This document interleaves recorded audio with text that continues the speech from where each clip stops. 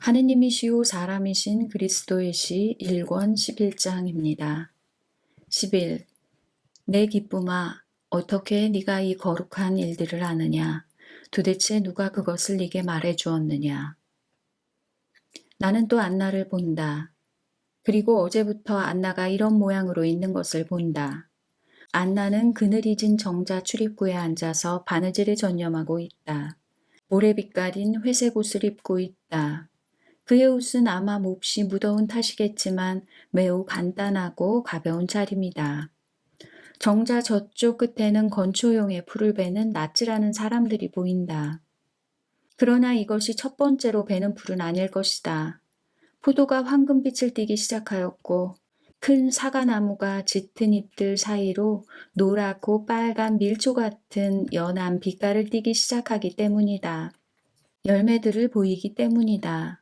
그리고 또 밀밭은 불꽃같이 새빨간 개양귀비가 가볍게 물결치고 별과 같이 줄이 가고 동양 하늘같이 새파란 수레국화들이 꼿꼿하게 움직이지 않고 서 있는 구루터기가 늘어서 있는 밭에 지나지 않는다. 그늘진 정자에서 작은 마리아, 그러나 벌써 활발하고 걸음걸이가 확실한 마리아가 온다. 그의 걸음걸이는 머뭇거리지 않고 그의 흰 샌들은 돌 사이에서 비틀거리지 않는다. 마리아는 벌써 비둘기와 같이 가볍게 물결치는 그의 부드러운 걸음걸이를 하기 시작한다.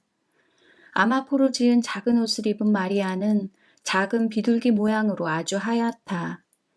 그의 옷은 발목까지 헐렁하게 내려오고 하늘빛같이 파란 가는 끈으로 목에 맞게 메어져 있으며 작고 짧은 소매가 달려 있어 볼그레하고 토실토실한 아래팔이 보인다. 너무 곱슬거리지 않고 가볍게 물결치듯 하고 끝이 동그랗게 말린 꿀빛같이 엷은 빛깔의 비단결 같은 머리털과 하늘빛 눈과 약간 볼그레하고 미소를 띤 부드러운 얼굴로 인하여 꼭 어린 천사와 같다. 그리고 넓은 소매로 들어가서 아마포로 만든 그의 옷을 부풀게 하는 밑품까지도 마리아에게 날아가려고 날개를 반쯤 편 어린 천사와 같은 모습을 띠게 하는데 이바지한다. 마리아는 개항기비와 수레국화들과 밀밭에 자라는 풀이지만 내가 그 이름을 알지 못하는 작은 꽃들을 들고 있다. 마리아는 걸어온다. 그러다가 엄마 바로 가까이 와서는 뜀박질까지 조금 한다. 명랑한 소리를 지르면서 어린 맷비둘기 같이 아기를 받으려고 조금 벌어진 엄마의 무릎에 와서 그의 나는 듯한 다른박질을 멈춘다. 그때의 엄마는 아기가 찔리지 않게 일거리를 옆에 놓고 아기를 안으려고 팔을 벌린다. 환상이 어젯밤에 여기서 끝났다. 그리고 오늘 아침 다음과 같이 계속되었다. 엄마, 엄마 하고 흰 맷비둘기가 엄마의 무릎으로 된 둥지에 몸을 오그리고 작은 발은 짧은 풀을 밟고 그 작은 얼굴은 엄마의 품에 파묻었다. 작은 목덜미에 엷은 황금빛 머리밖에 보이지 않고 안나는 딸에게 사랑으로 입맞추려고 몸을 숙인다. 그런 다음 맷비둘기는 머리를 들고 꽃들을 어머니에게 드린다. 그 꽃들은 드리려고 꺾은 것인데 꽃 한 송이마다 자기가 생각해낸 이야기를 곁들인다. 이 큰 하늘빛 꽃은 주님의 입맞춤을 엄마에게 가져오려고 하늘에서 내려온 별이다.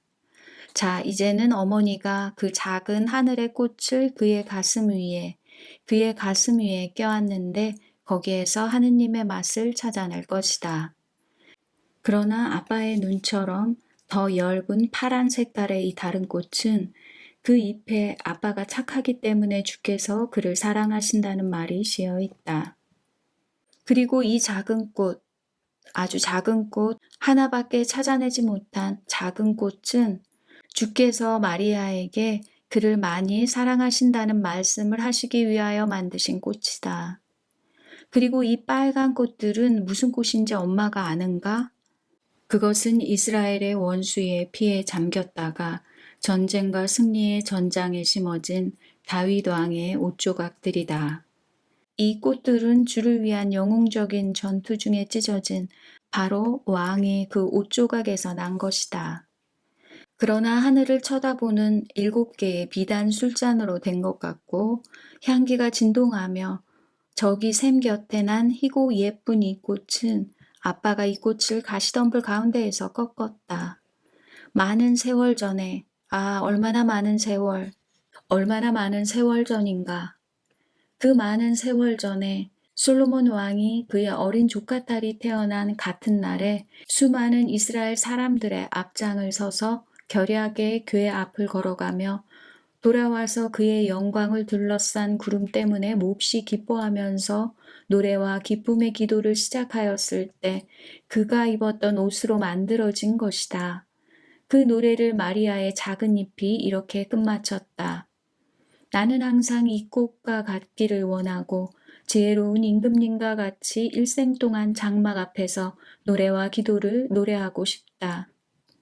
아이고 귀여운 아기, 이 거룩한 일들을 네가 어떻게 아느냐? 누가 말해주었니? 아빠가 알려주셨니? 아니, 누군지 몰라. 늘 알고 있었던 것 같아. 그렇지만 내가 보지 못하는 어떤 사람이 말해주었는지도 몰라. 아마 하느님께서 착한 사람들에게 말하라고 시키신 천사들 가운데 하나인지도 몰라. 엄마, 이야기 또 해주겠어? 오냐 내 딸아, 무슨 이야기를 또 알고 싶으냐? 마리아는 진지하게 마음을 가다듬고 생각한다. 그의 표정을 영원히 간직하기 위하여 그것을 그려놓아야 할 것이다. 그 작은 어린 얼굴에는 그의 생각의 그림자가 비친다. 이스라엘의 역사를 생각하면서 미소와 한숨, 햇빛과 구름 그림자를 보여준다. 그러다가 선택을 한다. 가브리엘이 다니엘에게 한 그리스도를 약속한 말을 또 해줘. 그리고는 눈을 감고 들으면서 어머니가 한 말을 더 잘 기억하기 위하여 그러는 것처럼 천천히 되풀이한다. 안나가 말을 끝내자 마리아는 이렇게 묻는다. 엠마누엘이 오기까지 아직 얼마나 기다려야 해? 30년가량이란다, 얘야. 아직도 시간이 아주 많이 남았네. 그런데 나는 성전에 가 있을 거고, 이거 봐, 엄마.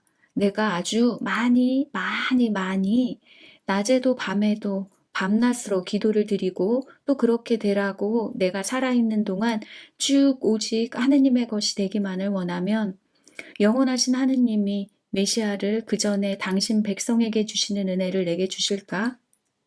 그것은 모르겠구나. 예언자는 이른 주간이라고 말했다. 나는 예언은 거짓말을 안 한다고 믿는다. 그렇지만 주님은 지극히 인자하시다. 하고 안나는 어린 딸의 금빛 속눈썹에 구슬 같은 눈물이 맺히는 것을 보고 서둘러 덧붙인다. 네가 많이 기도하면 주님이 네 기도를 들어주시리라고 믿는다. 어머니에게로 약간 처든 작은 얼굴에 미소가 돌아오고 포도나무 가지 둘 사이로 지나가는 햇빛이 벌써 멎은 눈물을 마치 알프스의 이끼줄기 끝에 매달린 이슬방울 모양으로 반짝이게 한다. 그러면 나도 기도하고 이것을 위하여 동정녀가 될 거야. 그렇지만 그 말이 무슨 뜻인지 아니? 그건 남자의 사랑을 모르고 하느님의 사랑만 안다는 말이야. 이것은 주님만을 생각한다는 말이고 이것은 육체가 아이로 남아있고 마음으로는 천사로 남아있다는 뜻이야. 이것은 눈으로는 오직 하느님만을 바라보고 귀로는 하느님 말씀만 듣고 입으로는 하느님을 찬미하기만 하고 손으로는 자기를 제물로 바치기만 하고 발로는 하느님을 빨리 따라가기만 하고 마음과 생활은 오직 하느님께 드리기만 하는 거야. 축복받은 너로구나. 그렇지만 그렇게 되면 너는 절대로 아이를 못 가지게 될 것이다. 어린 아이들과 어린 양들과 어린 맷비둘기를 그렇게도 좋아하는 네가 알겠니? 여자에게 있어서 어린아이는 털이 곱슬곱슬한 흰 어린 양이나 비단 같은 깃에 산호 같은 부리를 갖춘 어린 비둘기처럼 사랑하고 입맞추고 엄마하고 부르는 소리를 들을 수 있는 것이란다. 괜찮아. 나는 하느님의 것이 될 거야. 성전에서 나는 기도드릴 거야. 그러면 언젠가 하루는 임마누엘을 보게 될 거야. 큰 예언자가 말하는 것처럼 임마누엘의 어머니가 되기로 예정된 동정녀는 벌써 태어났을 거야. 그리고 지금 성전에 있어. 나는 그의 동무가 되고 종이 될 거야. 정말이야. 만일 하느님의 빛으로 그 동정녀를 알 수 있다면 나는 그 복된 동정녀의 시중을 들고 싶어. 그리고 또 그 동정녀는 내게 그의 아들을 안고 오고 나를 그의 아들에게로 데려갈 거야. 그래서 나는 그 아들의 시중도 들 거야. 마리아는 그를 승하시키고 동시에 자신을 없이 하는 이 생각에 매우 흥분해 있다. 그의 작은 손을 가슴에 십자로 포개 얹고 머리는 약간 앞으로 숙인 채 얼굴이 빨개져 있는 것이 내가 본 성모 영보의 동정녀를 어린아이로 재현시킨 것 같다. 마리아는 다시 말을 잇는다. 그렇지만 이스라엘의 임금님, 하느님의 기름 바름을 받으니가 내가 시중드는 것을 허락하실까? 그 점은 의심하지 말아라. 솔로몬 임금님이 이런 말을 하지 않았느냐.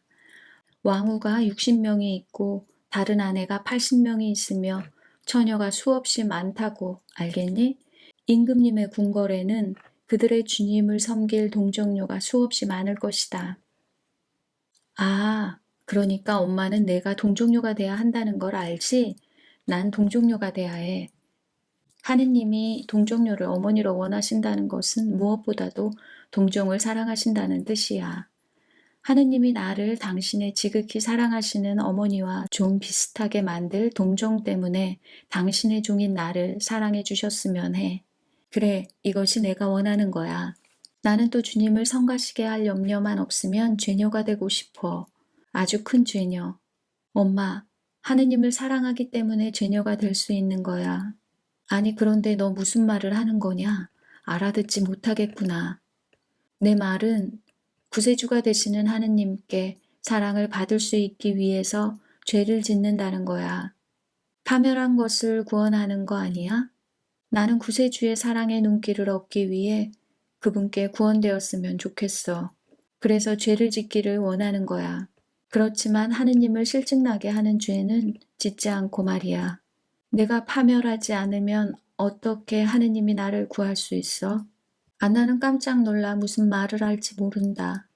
요아킴이 어린 포도나무로 된 울타리 뒤로 다가와서 풀 위를 소리내지 않고 걸으며 안나를 도와주러 온다. 하느님께서는 네가 하느님을 사랑하고 그분만을 사랑한다는 것을 아시기 때문에 미리 너를 사랑하셨다. 그렇기 때문에 너는 벌써 구속되었고 네가 원하는 대로 동정녀가 될 수 있다. 고 요아킴이 말한다. 참말이야, 아빠. 마리아는 아버지의 무릎에 꼭 기대며 아버지의 눈을 많이 닮은 밝은 별과 같은 눈으로 쳐다보며 아버지가 그에게 주는 희망 때문에 매우 행복하다. 정말이다. 우리 예쁜이 보아라. 샘 근처에서 처음 날아온 이 참새 새끼를 너 주려고 가져왔다. 내가 그냥 내버려 둘 수도 있었다. 하지만 요놈의 약한 날개와 너무 여린 다리가 요놈을 다시 날게 하고 샘 가장자리에 매끄러운 도리에 붙잡아 놓을 수 있을 만한 힘이 없었다. 이 새 새끼가 물에 떨어졌을 것이다. 그래서 그런 불행이 일어나기를 기다리지 않았다. 요놈을 붙잡아서 너를 주려고 가져왔다. 너 하고 싶은 대로 해라. 사실 이 새 새끼는 위험을 당하기 전에 구원을 받았다. 하느님께서 네게 하신 것도 마찬가지다. 마리아야, 이제는 말해봐라. 새 새끼가 물에 빠지기 전에 참새를 구해준 것이 참새를 사랑한 것이냐? 또는 참새가 떨어진 다음에 위험에서 구해주어야 더 사랑하는 것이 되었겠니? 참새가 찬물에 빠져 죽게 놔두지 않은 지금이 더 사랑한 거야.